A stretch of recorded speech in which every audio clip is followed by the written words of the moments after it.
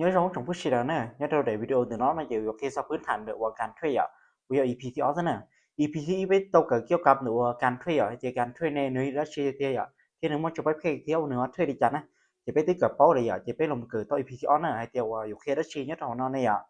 ซีรีส์เขาว่าไปเปิดในน้องน่าจะเนี่ยคริปโตเคอเรนซีอ่ะเที่ยวเฟียดเคอเรนซีอ่ะออสกุลเนี่ยเนาะเนื้อรัสเซียที่เนื้อว่าเขาหรือดีใจอ่ะเดี๋ยวเขาน้อยเขาว่าจึงจังชับเลยเนี่ยเขาไปตัวเป้าอ่ะเกี่ยวกับแบบว่าเนี่ยเด็ก crypto thế nhiên nữaว่าเพียก currency à ấy nó trong đi trả thế nữa lử đi chán à chỉ là bé là một kiểu kê à nhất rồi nó chỉ là ok choว่า cryptocurrency àเนี่ยhọ nhiên trong đi trả thế nó lử đi chán à chỉอยู่อธิบายเที่ยวอย่างก็เนี่ยก็เช็ดตัวอย่างว่าลึกซึ้งนี่แต่เนี่ย cho nó mà lấy sau thì cryptocurrency แม่นอย่างเนาะcryptocurrency แม่นสกุลเงินดิจิตอลที่ขึ้นสร้างขึ้นโดยเทคโนโลยีบล็อกเชนอย่างเจสิริเขาว่าเลยแค่นั้นนะจีhọ nhiều cryptocurrency nó mà nhiềuว่าอีhọ nhiềuว่าตัวจีเราเดอเทคโนโลยีอย่างสมัยเชื่อแต่ชินว่าระบบบล็อกเชนน่ะเพื่อให้การโอนเงินและการทดสอบข้อมูลโดยผู้พันธนาคารหรือรัฐบาลเป็นตัวกลางอย่างเจสิริแค่แล้วเนาะนะจีคริปโตเคอเรนซีมันนี้họ nhiềuว่าดิจิตอลอย่าง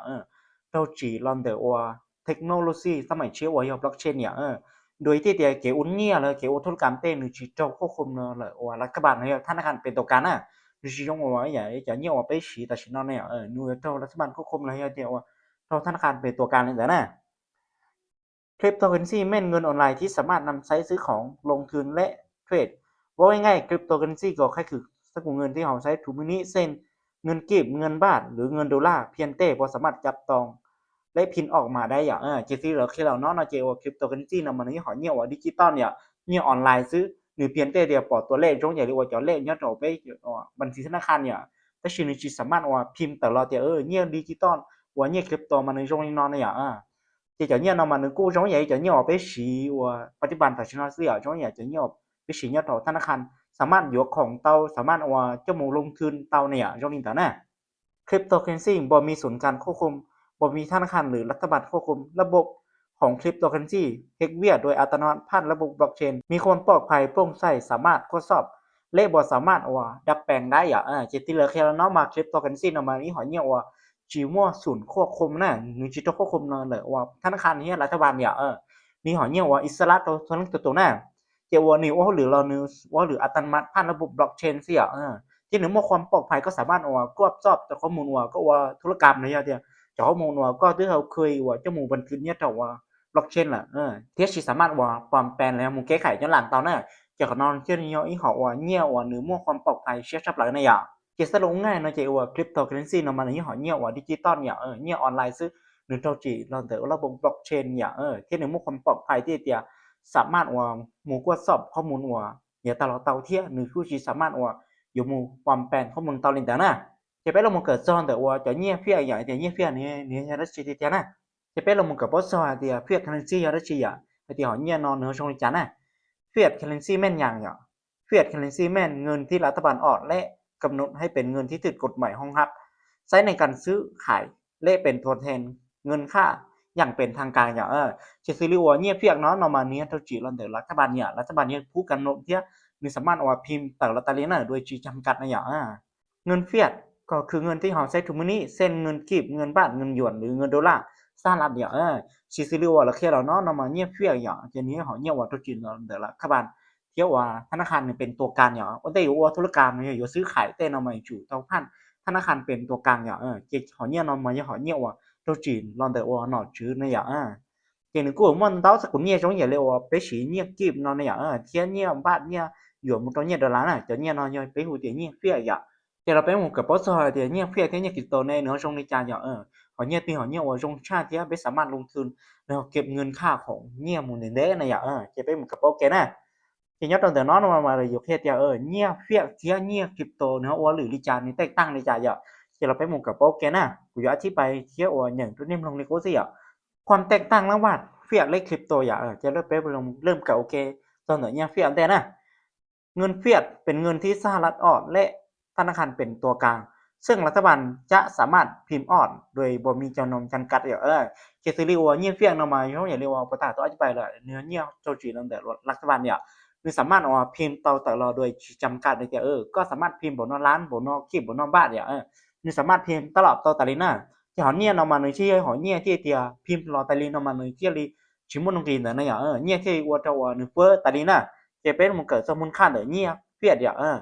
ขึ้นกับประชาชนมีความเชื่อมั่นถ้าประชาชนผมมีความเชื่อมั่นมูลค่าจะลดลงเจสิลีของเนี่ยว่าเพียเนาะnó mà nếu tôi chỉ lo để là các bạn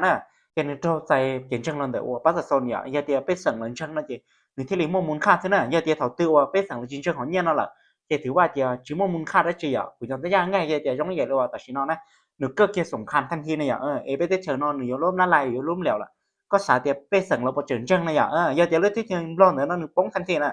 จะเงียบคีบเงียบรอจะก็จะม้วนดอกปัวล้านจะเราหนูชิมความหมายได้ชิหนูชิมมันกินได้ชินะจะขอนอจะขอเงียบที่เดียว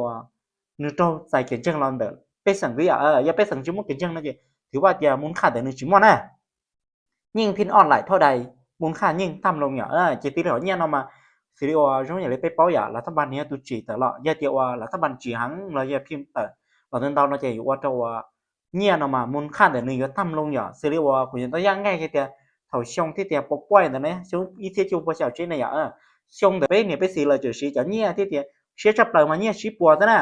เนี่ยชีปัวมายังไม่เที่ยวด้วยอย่างไรไปถึงเนี่ยแต่ชินเรามาที่เท่ากันเรื่องว่าชีแสนแล้วเนี่ยชิปว่าซื้อเรามาว่าซื้อลิจะเราละเคนเรามามูต่อตลาดเรามาก็อยู่ของอาจิตาเนี่ยแต่ชี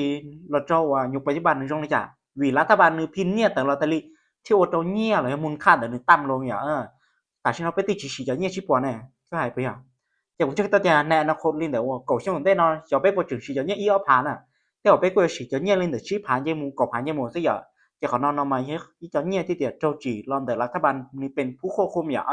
do thì cho nhiên nó đầu tư là các bạn này giúp sĩ lấy thì là các bạn này chỉ sĩ cho nhiên nó lại thì chúng ta thì phải chúng mua nhiên đâu bùa lán nhiên đâu tứ tứ lọ nếu chúng mua không phải nó chế nè nhớ rồi nhiên nó theo đầu tư biết rằng là chính trang nó trên sĩ chỉ tao lên nhớ rồi cho nhiên nó này có bên cái đó nè thì phải là một cái bao cho nhiều crypto vậy thì nếu trong này chán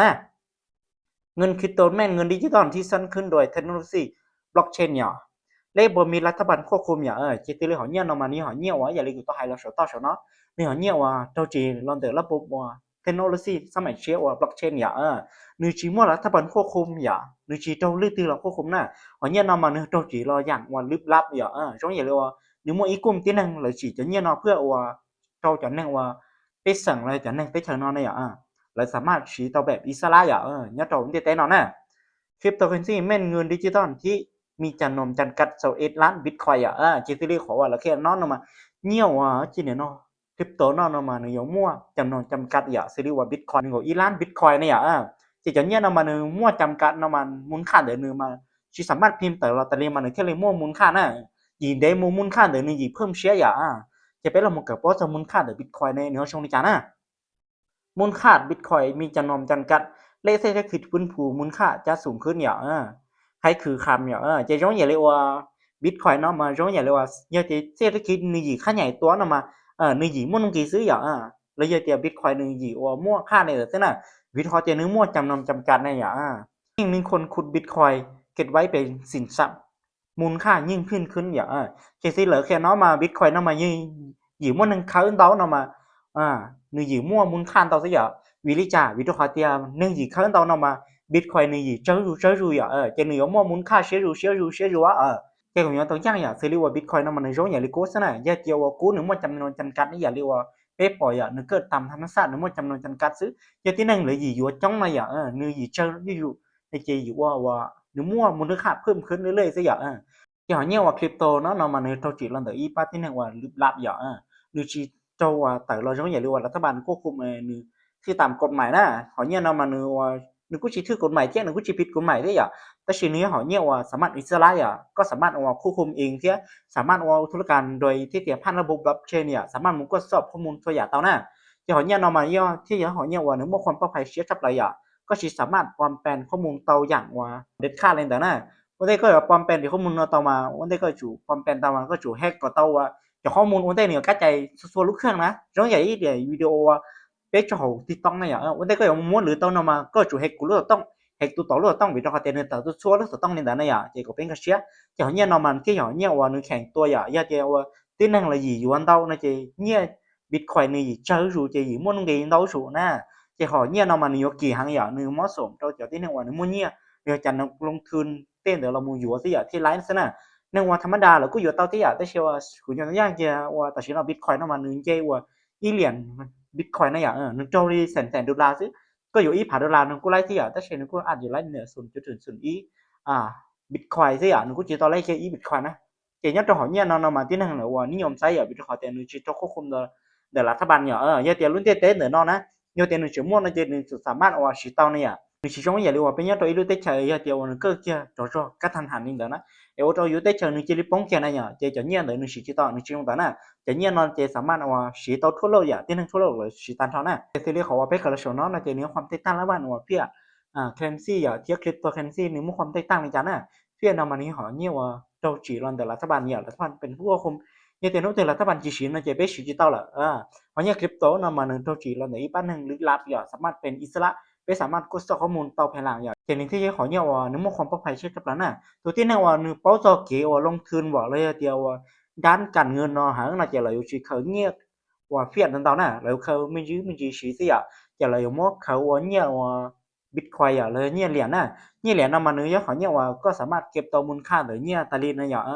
เชื่อเดมูนมาอยู่ว่าเจ้าเนื้อเพิ่มราคาเยอะอยู่เท่า อยู่ตรงก็มัวตรงกี่สองอย่างเรียกว่ากู้นะอย่างทีนี้เราเดี๋ยววิดีโอเดี๋ยวน้องเราจะโอเคเลยเนาะสิอ่ะเจ้าก็ที่เนี่ยก็จะเรื่องการเทรดแล้วศาสตร์ศาสตร์เกี่ยวกับการเทรดเราก็สามารถติดตามกูตอนหน้ากูจะว่าพีต่อไปอ่ะอีพีต่อไปน่าจะโอเคซ่อนแต่ว่าพื้นฐานหรือ BA เทรดอย่างวิดีโอเขาจะไปเทรดยัดตัวไปที่ออปชั่นซื้อไปที่ออปชั่นหนึ่งตรงในใจอ่ะที่หนึ่งมั่ววิธีทำกำไรจ้าน่ะเจ้าก็สามารถว่ากดติดตามเนี่ยกดไลค์กดแชร์ตัวกูเพื่อเป็นกำลังใจตัวกูได้อ่ะ